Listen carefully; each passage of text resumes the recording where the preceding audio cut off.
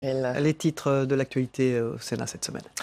Bonjour à tous et bienvenue dans cette édition. Les suites de l'affaire Benalla, la commission d'enquête du Sénat va organiser 4 nouvelles auditions, notamment 2 anciens chefs du groupe de sécurité de la présidence de la République.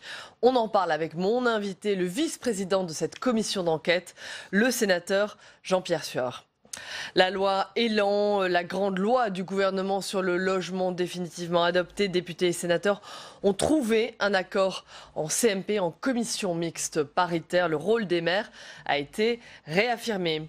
Et puis la rentrée politique des communistes, ils sont réunis pour 2 jours au Tréport pour leur journée parlementaire. Nos équipes sont sur place. Et on commence donc avec l'affaire Benalla. La commission d'enquête du Sénat va organiser 4 nouvelles auditions, notamment 2 anciens chefs du groupe de sécurité de la présidence de la République qui font partie des personnalités convoquées. Les explications de Fabien Recker. Le Sénat n'en a pas terminé avec l'affaire Benalla.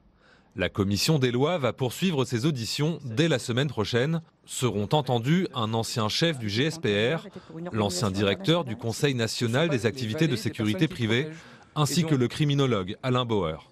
Notre travail, voyez-vous, c'est d'abord d'établir la vérité.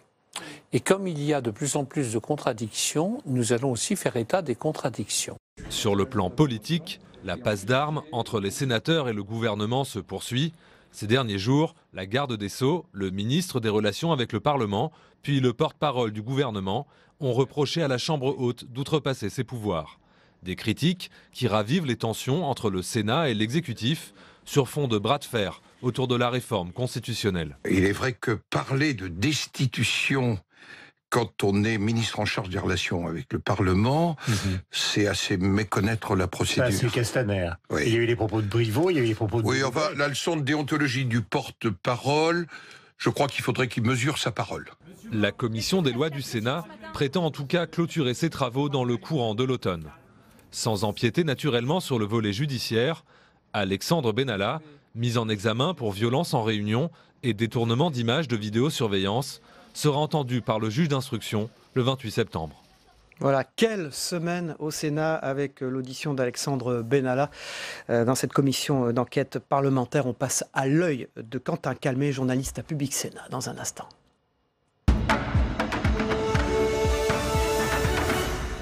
Voilà, aujourd'hui c'est le regard de Quentin Calmet. Bonjour Quentin, journaliste de la rédaction.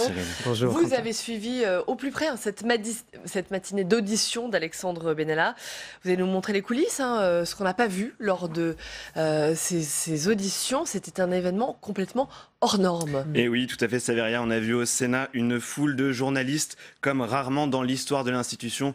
Regardez sur ces images que vous avez diffusées dans cette matinale mercredi matin. Ils étaient plus de 130 accrédités pour venir voir ici, au Palais du Luxembourg, l'audition d'Alexandre Benalla. Mais jusqu'au dernier moment, le déroulé de cette audition, il était complètement incertain. En effet, à 8h, à une demi-heure du début de l'audition, on ne sait toujours pas si Alexandre Benalla va se présenter, s'il va venir avec un avocat ou pas, s'il va y avoir un huis clos, et surtout, quelle sera sa stratégie, quelle sera son attitude face aux sénateurs. Toutes ces questions, elles font peser beaucoup de pression sur la commission d'enquête, une pression qui est palpable à quelques minutes du début de l'audition. Et le huis clos, justement, il en a été question avant le début de ces auditions. Les sénateurs se sont réunis sans caméra pour délibérer sur ce huis clos. Exactement, à l'abri des caméras, mais pas de toutes les caméras. Public Sénat a bien sûr pu accéder au couloir de la commission des lois, car la presse elle est réunie devant la salle Clémenceau, où se tiennent les auditions. Mais nous, on a pu tourner devant le bureau de la commission des lois, où se réunit donc à l'abri des regards et loin des micros et des caméras, les sénateurs qui veulent délibérer en toute sérénité, car un des auditionnés, Vincent Crase, mis en examen pour les violences de la place de la Contrescarpe, eh bien lui, il a demandé le huis clos. Pas Alexandre Benalla, mais Vincent Crase, oui. Et donc, les sénateurs, ils vont délibérer et voter pour refuser le huis clos. À peu près, deux tiers, un tiers pour refuser le huis clos. Les auditions, eh bien, donc, elles seront publiques et diffusées en direct. Pas de huis clos, donc, mais la pression ne retombe pas pour autant. Et non, Saveria, car Alexandre Benalla, il est en retard, ce qui est étonnant vu les circonstances. Il finit par arriver. Regardez, il est escorté par les agents du Sénat et il est sans avocat et sans conseil. C'est d'ailleurs le seul, depuis le début des auditions du mois de juillet, à faire face aux sénateurs sans personne pour l'accompagner. Il fait face à un mur de caméras, les journalistes tentent bien de poser des questions, mais lui, il reste imperturbable. C'est bien la surprise pour les sénateurs. Il va se montrer souriant, coopératif, va présenter des excuses à Philippe Bas et il n'élude aucune question. Il déjoue ainsi l'image qu'il renvoyait dans les médias depuis plusieurs semaines où il se montrait comme cela défiant face au Sénat. Pour finir, il a donc adopté en fait une stratégie qui a surpris les sénateurs. Oui, tout à fait. Et c'est ce qui va faire que progressivement la pression elle retombe autour de cette audition. Les sénateurs ils se sont donc montrés beaucoup moins mordants que ce que l'on pouvait attendre. Et on a pu rencontrer l'avocat d'Alexandre Benalla qui s'est expliqué sur cette audition avec donc cette explication. Selon lui, c'est bien parce que Alexandre Benalla a tapé du poing sur la table et bien que cette audition, elle s'est aussi bien passée. Écoutez-le. Je ne regrette pas un mot de ce que j'ai dit. Pourquoi ? Parce que je pense que si ce matin l'audition s'est passée dans ces conditions-là, c'est parce que justement nous avions pris une position qui était une position de fermeté. Et cela a permis à tout le monde, d'un côté comme de l'autre, de réfléchir et de faire en sorte que la commission soit sereine ce matin. Si nous n'avions pas eu cette discussion et cette position de fermeté, je pense que les débats auraient été beaucoup moins sereins. Vous l'avez trouvé techniquement bon, vous, juste en une seconde? Oui, tout à fait. Et c'est d'ailleurs l'avait aussi des sénateurs qu'on a pu interroger. Ils étaient surpris d'avoir ce Alexandre Benalla très serein et très calme et qui, bien comme ça, semblait avoir été coaché dans ses réponses. C'est vraiment le sentiment qui était le plus partagé parmi les sénateurs. Et donc, c'est un épisode de l'affaire Benalla avec du suspense, des rebondissements et qui a donc passionné de très nombreux Français devant leur écran mercredi matin. Très bonnes audiences pour notre chaîne. Merci beaucoup. Merci Quentin Calmet pour cet éclairage. Très très bonnes audiences. La loi Elan, la grande loi sur le logement du gouvernement définitivement adoptée hier. Après 6 heures de discussion entre députés et sénateurs, ils ont trouvé un accord en commission mixte paritaire. Le rôle des maires a notamment été renforcé. Les explications de Flora Sauvage. C'est l'aboutissement d'1 an de débats houleux. L'ambiance était au compromis mercredi soir lors de la commission mixte paritaire sur la loi Elan. Alors que le gouvernement s'était montré inflexible fin juillet lors de l'examen du texte par la Haute Assemblée, les députés de La République En Marche ont fait des concessions vis-à-vis des sénateurs. Première concession sur la part de logements accessibles aux personnes handicapées dans les programmes neufs. Les députés voulaient qu'elle soit fixée à 10% au lieu de 100% actuellement. Finalement, cette part est relevée à 20%. Autre point de divergence, la question du logement social. Le gouvernement demande aux bailleurs sociaux 1,5 milliard d'euros d'économies chaque année d'ici à 2020. Pour financer ces économies, le gouvernement veut encourager la vente de HLM. Sur l'obligation de 25% de logements sociaux fixée par la loi SRU, l'objectif a été fixé à 2025. Enfin, la loi prévoit d'expérimenter des mutualisations entre communes. L'objectif d'un quart de logements sociaux sera au niveau de l'intercommunalité. Concernant les plus démunis, députés et sénateurs se sont accordés pour créer un dispositif d'occupation temporaire des bâtiments vacants. Mais les sénateurs ont aussi introduit avec l'accord des députés des pénalités de retard si le locataire ne paie pas son loyer à temps et des sanctions pénales pour les squatteurs de résidences principales ou secondaires. La rentrée politique des communistes, ils sont réunis pour 2 jours au Tréport en Seine-Maritime. Ils sont allés à la rencontre des Français pour parler santé et pouvoir d'achat. Samia Dechir et Adrien Develay sont sur place. Leurs journées parlementaires se sont ouvertes au Tréport quelques jours après l'annonce du grand plan santé. Députés et sénateurs communistes ont donc choisi de visiter l'EHPAD local. En une dizaine d'années, le personnel a vu les conditions de travail se dégrader fortement. On pouvait se permettre, à l'époque, si on n'était pas bien, de s'arrêter.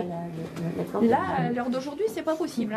Absence non remplacée, résidents de plus en plus dépendants, les aides-soignants ont à peine le temps pour la toilette et encore moins pour l'humain. Nous, on a envie de parler avec eux. Il n'y a pas le temps. On n'a pas le temps pour qu'ils nous disent Yvette, on n'a pas le temps. Pour les parlementaires communistes, le plan santé du gouvernement ne répond pas au principal problème, le sous-effectif. Les annonces qui ont été faites par le président de la République et par la ministre ne vont pas répondre aux besoins des EHPAD, puisqu'il n'y a pratiquement rien eu concernant l'embauche de personnel. Avec parfois 2 agents pour 28 résidents, les aides-soignants sont essoufflés et en colère. On a des agents qui sont en fin de carrière, qui n'en peuvent plus, qui sont brisés au niveau des épaules, au niveau du dos. Tout le monde souffre et on ne sait plus quoi faire. On ne sait plus quoi faire parce que le gouvernement ne nous écoute pas. Un sentiment d'abandon partagé par une autre profession. Les pêcheurs du Tréport sont mobilisés contre un projet de parc éolien offshore. Prévu à 14 km des côtes, il condamnerait d'après eux une grande partie de leur zone de pêche et donc leurs emplois. Regardez le nombre de bateaux qu'il y a ici. Il y a 70 bateaux ici. Il y a 3 marins par bateau.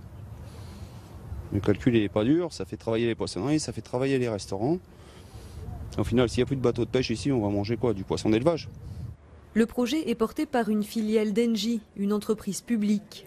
En juin dernier, Emmanuel Macron a confirmé que le projet verrait le jour avant même le début de l'enquête publique prévue le mois prochain. Une annonce très mal vécue par les pêcheurs comme les élus. J'étais présent dans l'hémicycle alors que Macron, en Bretagne, par un tweet et par une conférence de presse, annonçait que tout était bouclé. On a là l'illustration de décisions qui se prennent sans les gens, sans les acteurs, sans les élus, sans les pêcheurs. Et ça, c'est pas la démocratie telle que nous la rêvons et nous la souhaitons. Au Tréport, plus de 800 familles vivent directement ou indirectement de la pêche. Les députés et sénateurs communistes entendent interpeller le gouvernement sur leur situation.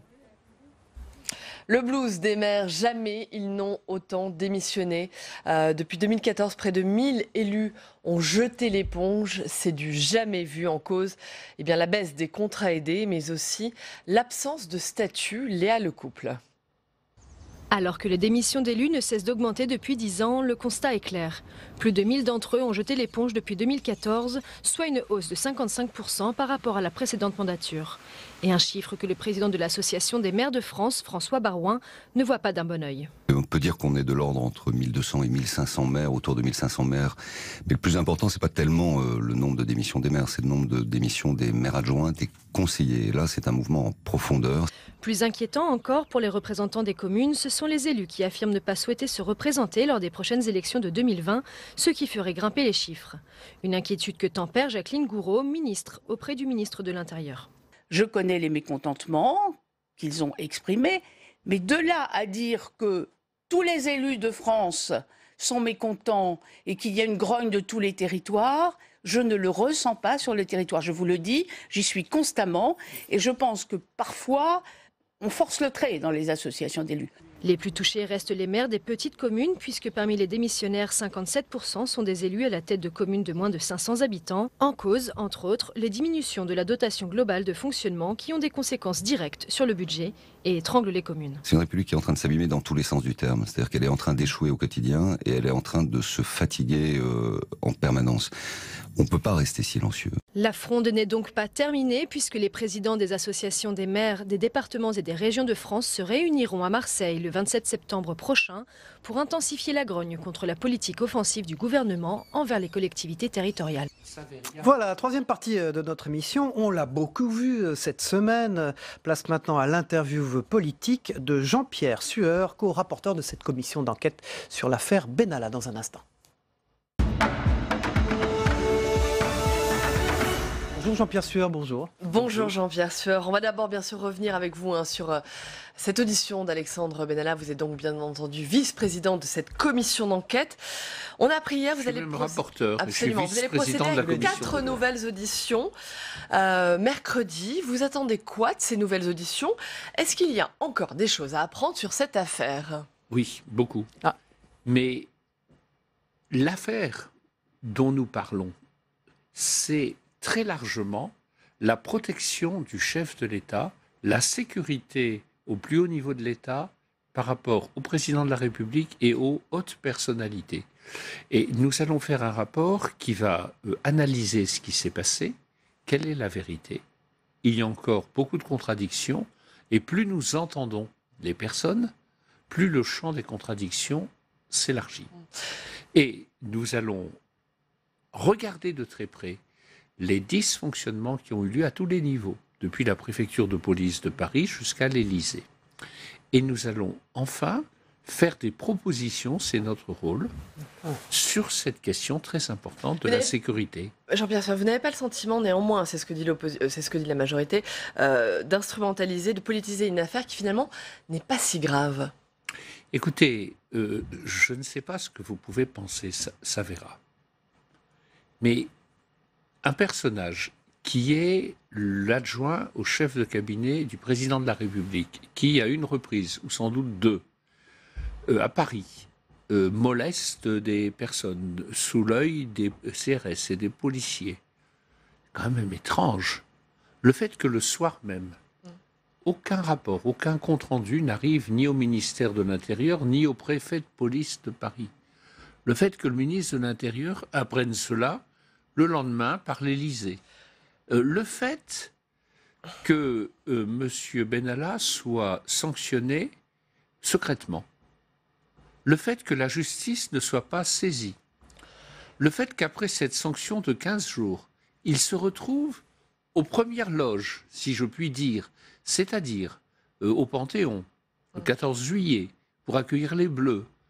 Le fait qu'ensuite, on découvre, on nous dise, ce n'est pas n'importe qui nous dit cela, le secrétaire général de l'Élysée, le directeur de cabinet, le chef de cabinet, qu'il n'exerce aucune mission de sécurité, que l'on trouve le permis de port d'armes, considérant que M. Benalla exerce des missions de police. Si vous trouvez que tout cela n'est pas grave, eh bien, je crois que vous commettriez, si vous trouviez que ce n'est pas grave, une erreur de jugement. Donc, il s'est passé des choses qui sont graves.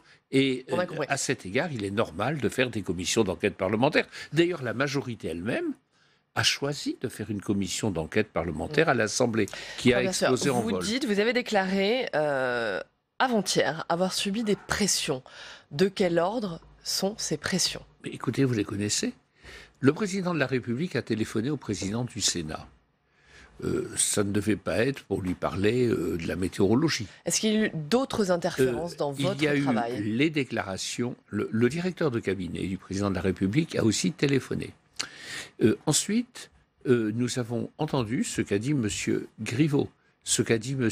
Castaner, ce qu'a écrit et dit Mme Belloubet. Dites que le directeur de cabinet a téléphoné également. À qui a-t-il appelé? Ici, à la présidence. Hein, c'est connu. Donc, on ne peut pas dire quand même que le pouvoir exécutif soit resté inactif. Et encore, après l'audition des trois personnalités que nous avons reçues, c'est M. Griveaux qui a continué de nous accuser. Alors moi, vous savez, je suis très clair. Alors, je rappelle que Benjamin Griveaux, porte-parole du gouvernement, a attaqué Philippe Bain, le président de la commission d'enquête, sur son manque de déontologie. Il aurait souhaité que La République En Marche ait un co-rapporteur dans cette commission d'enquête. On a choisi deux co-rapporteurs en les choisissant dans les deux groupes aucun n'étant issu de La République En Marche. Attendez, les membres de La République En Marche, et non des moindres, étaient membres de la commission d'enquête et ont pu s'exprimer à tout moment, ou pouvaient s'exprimer à tout moment. Et je voulais simplement dire que je m'étonne de toutes ces pressions, de toutes ces déclarations. On nous a accusés de vouloir destituer le président de la République. Je ne sais pas si vous voyez le caractère aberrant et même complètement démesuré d'une telle accusation. C'est impossible. Nous respectons le président de la République. Cette possibilité de procédure de destitution, elle est complètement farfelue. Ben oui, il y a une procédure. À aucun moment... Mais elle est dans la Constitution. Il faut réunir les deux assemblées, etc. Ce n'est pas une commission d'enquête parlementaire. Et d'autre part, ce n'est nullement notre objet. Nous voulons connaître la vérité et nous ne faisons pas de politique. Nous ne faisons pas de politique. C'est-à-dire que c'est à l'Assemblée nationale que la commission a explosé en vol. Nous cherchons la vérité. Et je vais vous dire, je me demande pourquoi tant de pression, Pourquoi tant d'agitation? On aura l'occasion d'en reparler. Sur ces sujets. Le temps presse, je voulais évoquer avec vous. Vous êtes gentil. Vous publiez ce très beau livre sur les discours de Victor Hugo au Sénat. Victor Hugo, bien sûr, ancien sénateur de Paris. Vous avez fait le choix d'évoquer donc son action, bien sûr, mais également ses discours. Victor Hugo, bien sûr, c'est avant tout une langue. Écoutez, Victor Hugo, c'est un homme extraordinaire. J'avais promis de faire une conférence devant l'association Guillaume Budet. Alors ils me disent de quoi allez-vous parler? J'ai dit tiens, je vais parler de Victor Hugo, père de France, et Victor Hugo au Sénat, donc ici. Et alors je me suis rendu compte que c'était un océan, qu'il a dit des quantités de choses, qu'il a fait des discours formidables, extraordinaires, oubliés. En particulier sur la peine de mort. La question de la peine de mort, elle arrive d'ailleurs très vite dans ce livre. Pourquoi Victor Hugo s'engage de la sorte contre la peine de mort? Vous savez, il s'était déjà engagé avant dans Claude Gueux, qui a d'ailleurs été remis en opéra sur un livret de Robert Badinter, Le dernier jour d'un condamné. Et là, ça a été pour lui, en arrivant au Sénat, parce que le Sénat devait statuer sur un recours en grâce. Et il a dit toute son horreur sur la peine de mort. Il a continué après, toujours. Et voyez-vous pourquoi j'ai fait ce livre? Parce que quand je reçois des visiteurs au Sénat, que ce soit des élèves, des écoles, des collèges, des lycées ou des personnes de tout âge, je les installe dans l'hémicycle, j'en mets un dans le fauteuil de Victor Hugo et je leur dis, voyez-vous, ici, au Sénat et ailleurs, Victor Hugo, cher Savera, il a défendu l'abolition de la peine de mort, l'abolition de l'esclavage, le droit de vote des femmes, l'école publique obligatoire, les lois sociales. Il a défendu les États-Unis d'Europe et la monnaie unique européenne. Et à tous les moments, on disait, c'est un poète, c'est un rêveur. Ouais. Et alors, tout ce qu'il a dit est arrivé. Vous publiez les fameux textes sur l'utilité du Sénat. Faut-il un Sénat? La France est désarmée. Le Sénat est son bouclier, écrit Victor Hugo. C'est formidable. Il y a beaucoup de sénateurs qui ont sorti ces phrases, les ont sorti aussi de leur contexte. De quoi s'agit-il? MacMahon, il n'est pas content parce qu'il y a une assemblée nationale républicaine. Et le Sénat, à ce moment-là, a le pouvoir de dissoudre l'Assemblée nationale. Donc, il lui est demandé de le faire. Et Victor Hugo, il prend position contre. Il dit, mais sénateur, montrez votre utilité, vous allez refuser cela. Malheureusement, la majorité l'accepte. Et après, une nouvelle majorité arrive, qui est encore plus républicaine, si je puis dire, et Victor Hugo avait eu raison. Très rapidement, en un mot, Jean-Pierre Sueur, si vous deviez décrire l'action politique de Victor Hugo, en un mot, ce serait quoi? Engagement, liberté? C'est un homme, un amoureux de la justice, de la liberté et du progrès, et il s'engage. Quelquefois, il se trompe, d'ailleurs, vous le verrez dans le livre. Quelquefois, il connaît des insuccès, mais si vous saviez ce qu'il a dit, par exemple, pour l'amnistie après la Commune, 3 discours magnifiques, et le journal Le Figaro dit Victor Hugo déploie une éloquence extraordinaire, il reçoit 7 voix favorables, tout le reste contre, et c'est un homme qui marche, un homme qui va, un visionnaire, et c'est pourquoi j'ai écrit ce livre. Merci Jean-Pierre 14 €, c'est pas cher. Merci pour Victor Hugo. Je rappelle, vous êtes socialiste du Loiret, mais vous êtes vice-président et co-rapporteur de la commission d'enquête du Sénat sur l'affaire Benalla. En fait, il était assis à côté de vous. J'ai une question personnelle. On l'a tous trouvé étonnamment décontracté. Vous aussi? Il était juste à côté de vous. Écoutez, il a fait le choix de répondre avec calme. Bien entendu, plus il répondait, plus il y avait des imprécisions, mais d'être très calme. Oui. Et les Français, d'après les sondages, on m'a dit, ont été très intéressés. Et finalement, c'est sans doute une date dans l'histoire, comme l'a été la commission sur Outreau, parce qu'on s'est rendu compte que le rôle de contrôle du Sénat et de l'Assemblée était très important finalement pour la démocratie. C'est positif que cela ait lieu. Merci. On passe à la revue de presse dans un instant. À tout de suite. Saveria Rojek, la revue de presse ce matin. C'est en fait l'agenda. L'agenda, lundi à 17h30, il faudra suivre l'audition de Bruno Le Maire et de Gérald Darmanin, audition devant la commission des finances. Les deux ministres seront interrogés sur le projet de loi de finances 2019. Mardi à 16h45, c'est l'ouverture. Eh bien, la première séance de questions d'actualité au gouvernement, c'est à suivre bien sûr en direct sur notre antenne. Et puis mardi, toujours à 17h45, c'est la nouvelle lecture de la loi agriculture et alimentation, le premier texte examiné en séance. Voilà, j'étais un peu vite, on passe à l'agenda. Après ça, de la revue de presse, on y va. Voilà, revue de presse avec les sites internet de la presse quotidienne régionale, bien sûr. Comme chaque jour, on commence avec Le Parisien.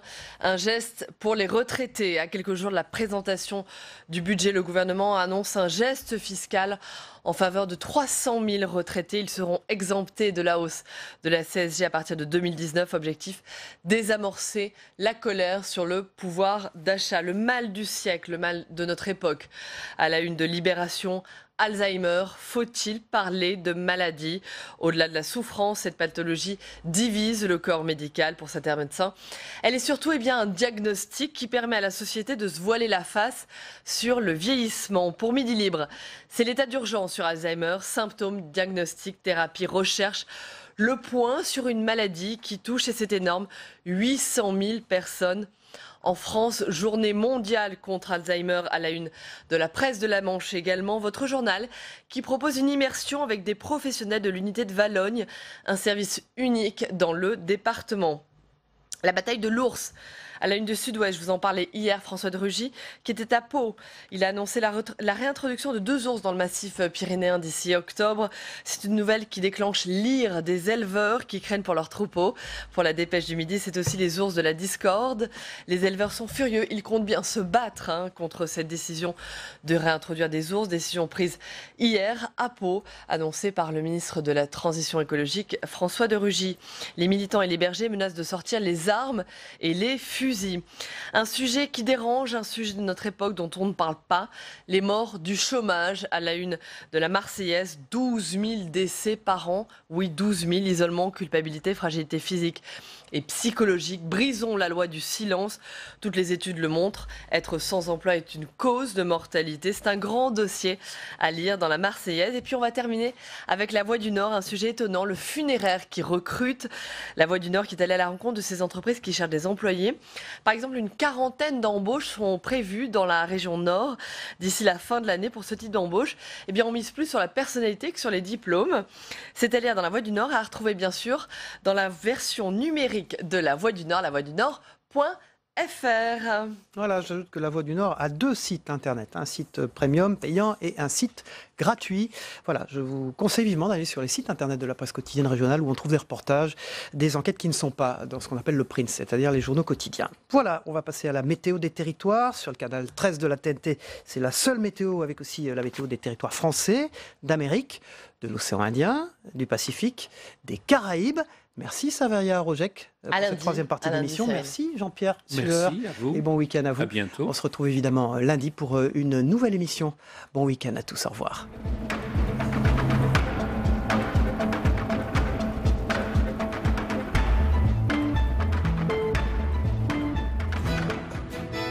La météo vous est présentée par l'Assemblée des départements de France.